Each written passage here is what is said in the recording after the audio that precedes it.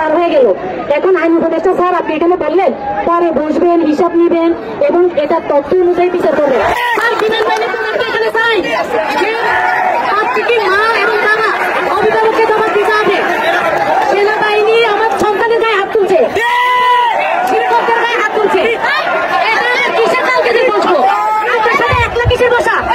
এটা কোনো বসা নাই।